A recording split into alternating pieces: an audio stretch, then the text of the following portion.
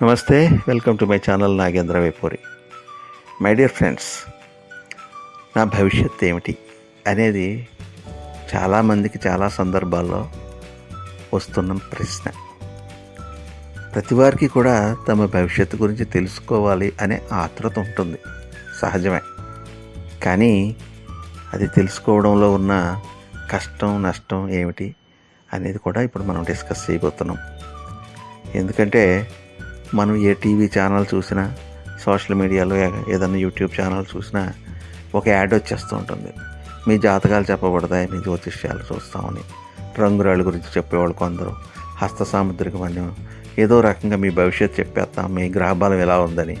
కొంతమంది మీకు శాంతి పూజలు చేయించాలని డబ్బులు గుంజుతూ మోసం చేస్తూ రకరకాలుగా బతికేస్తూ ఉంటారు. బలహీన మనస్కులు వాళ్ళ బారిన పడిపోయి చాలా నష్టపోతారు. అమూల్యమైన సమయం నష్టపోతారు, డబ్బు నష్టపోతారు. అంతేకాకుండా మూఢనమ్మకాలు డెవలప్ అయిపోతాయి వాళ్ళకి. ఆ కారణంగా అది తత్ఫలితంగా వాళ్ళకు ఉండే తమ మీద తమకు ఆత్మవిశ్వాసం కోల్పోతారు, తమ వాళ్ళలో చులకనైపోతారు, మానవ సంబంధాలు దెబ్బతింటాయి. ఈ భవిష్యత్తు తెలుసుకోవాలి అనే జాడ్యం చాలామందికి ఉంటుంది. అది దానివల్ల ఎంత ప్రయోజనం ఏముంది? జరగాల్సింది జరగక మాంది కదా. మనకు తెలిసినంతలో మనం ఏం తప్పించుకోలేము. తప్పించుకోగలిగితే అది జాతకమే కాదు కదా. కాబట్టి చూడండి, వినండి. ఇది వేసవికాలం, ప్రశాంత సాయంత్రం వేళ అలా నెమ్మదిగా రోడ్డు వెంట నడుచుకుంటూ వెళ్తున్నాను. రోడ్డుకి ఓ పక్కగా పేదరికం ముఖంలో తాండవం ఆడుతున్న ఒక అతను కూర్చున్నాడు. అతని పక్కనే ఒక పంజరం ఉంది, అందులో ఓ చిలక. ఆ చిలక కూడా బక్క చిక్కిపోయింది. అతను చిలక జ్యోతిష్కుడు అనే సంగతి వేరే చెప్పక్కర్లేదు కదా. ఇటువంటి చిలక జ్యోతిష్కులు మన దేశంలో అన్ని నగరాలు, పట్టణాలు, గ్రామాల్లో కూడా కనిపిస్తూ ఉంటారు. చిలక ముక్కుతో తీసిన కార్డు మీద రాసున్న పదాలు చదివి అతగాడు మన జాతకం చెప్తాడు. నేను ఆ చిలక జ్యోతిష్కుడిని గమనిస్తుండగానే అక్కడికి సమీపంలోకి ఒక ఖరీదైన కారు వచ్చాగింది.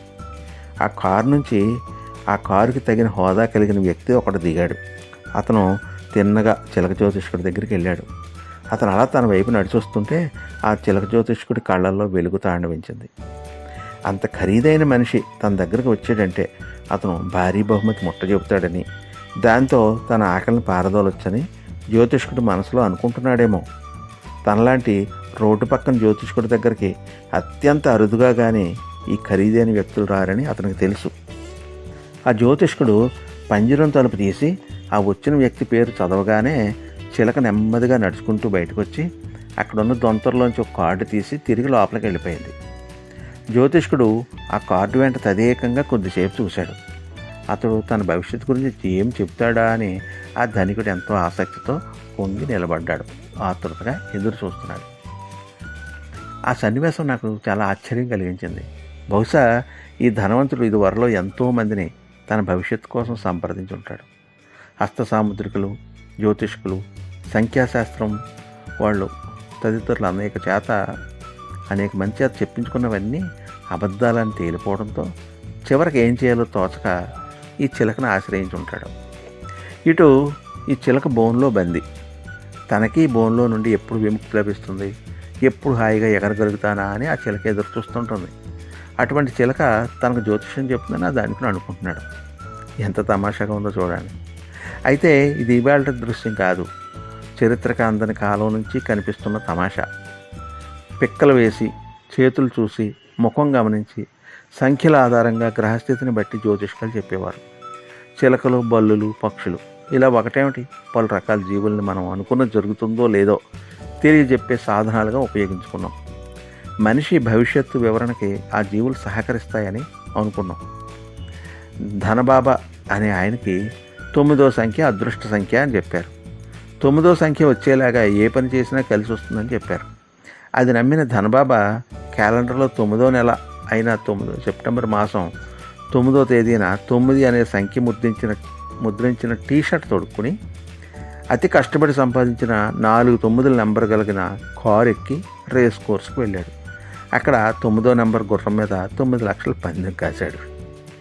గుర్రపు రేసు మొదలైంది. లక్కీ నెంబర్ మీద నమ్మకం విశేషంగా గల ధనబాబా గెలుపు తనదే అన్న ధీమాలో ఉన్నాడు. రేసు తీవ్రమయ్యేసరికి అందరూ కేకలు కేరింతలు. ధనబాబా కూడా తన సీట్లో నుండి లేచి మెడ బాగా చాపి చూశాడు. ఫలితం ప్రకటించేసరికి 9వ నెంబర్ గుర్రం సరిగ్గా 9వ స్థానంలో ఉంది. మొత్తం డబ్బంతా 9వ గుర్రం మీద పెట్టిన ధనబాబా ఒక్కసారిగా కుప్పకూలాడు. చాలామంది కష్టాలు ఇంకా ఎంతకాలం కొనసాగుతాయో తెలుసుకోవాలనుకుంటారు. మరి కొంతమంది తమ అదృష్టకాలం ఇంకా ఎంతకాలం కొనసాగుతుందో తెలుసుకుందాం అనుకుంటారు. అయితే ఆయా శాస్త్రాల్లో బాగా నిష్ణాతులైన వాళ్ళని సంప్రదించడంలో ప్రమాదం లేదు. కానీ నిజమైన విజ్ఞాని మీ భవిష్యత్తు ఎలా ఉంటుందో ముందుగా చెప్పేవాడు కాదు. మీకు బంగారు భవిష్యత్తు ఎలా నిర్మించుకోవాలో చెప్పేవాడే అసలైన నిపుణుడు. ఈ నిపుణుడు సరైన పదాలను ప్రయోగించి మీ మనసులో చక్కని ఆలోచనలు స్థిరపడేలా చేస్తాడు.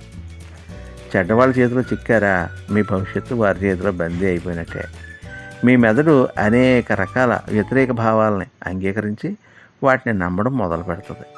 మీ భవిష్యత్తు నిజంగానే నాశనం అయిపోతుంది. అయితే అందుకు కారణం మీ భవిష్యత్తు ముందుగానే అలా రాసి ఉండటం కాదు. అన్నిటికన్నా ప్రమాదకరమైన దశ ఆ జ్యోతిష్కుడు చెప్పినట్టు జరగడం. అలా జరగగానే ఇక మీరు శాశ్వతంగా అందులో కూరుకుపోతారు.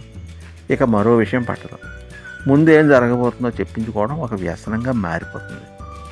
ఎందులో అయితే మీకు నమ్మకం ఏర్పడిందో ఆ మాధ్యమం మీద మక్కువతో మీ వ్యక్తిగతమైన శక్తులు కోల్పోతారు. ప్రతిరోజు ఉదయం లేవగానే దినపత్రికల్లోని దినఫలం చదివి చూసుకోవడం మీ వ్యసనానికి తిరుగులేని నిదర్శనం. దయచేసి మీ మెదడున్న ప్రమాదకర పరిస్థితిని అర్థం చేసుకోండి.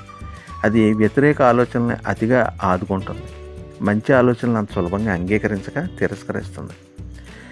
మన భవిష్యత్తుని మనకు ముందే తెలియజెప్పాలని ఈ విశ్వం భావించలేదని, అందుకనే అదొక సస్పెన్స్గా నిలిపిందని గ్రహించండి.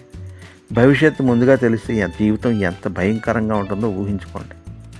వర్తమానంలో ఎంత జాగ్రత్తగా జీవిస్తే భవిష్యత్ జీవితం అంత వెలుగుతో నిండుతుంది అని గ్రహించండి. ఈ జ్యోతిష్యాలు, ఈ ముహూర్తాలు, వీటన్నింటి మీద కంటే కూడా మీ యొక్క తెలివితేటల మీద, మీ ప్రతిభ మీద, మీ సమయస్ఫూర్తి మీద ఆధారపడి ఆనందంగా జీవించడం, సంతృప్తిగా జీవించడం నేర్చుకోండి. అదే ఈరోజు నేను చెప్పబోయే అంశం. ఓకే, ఇది విన్నందుకు, శ్రద్ధగా విన్నందుకు ధన్యవాదాలు. అలాగే ఇది నచ్చినట్లయితే మీరు లైక్ చేయండి, కామెంట్ చేయండి, మీ ఫ్రెండ్స్కి కూడా షేర్ చేయండి. ఇంతవరకు మీరు నా ఛానల్కి సబ్స్క్రైబ్ చేసుకుని ఉండకపోతే వెంటనే సబ్స్క్రైబ్ చేసుకోండి. ఇటువంటి మరిన్ని ఆసక్తికర, ఉపయోగకర అంశాల మీద నా ప్రసంగాలు ఉంటాయి. ధన్యవాదాలతో మీ నాగేంద్ర వేపూరి.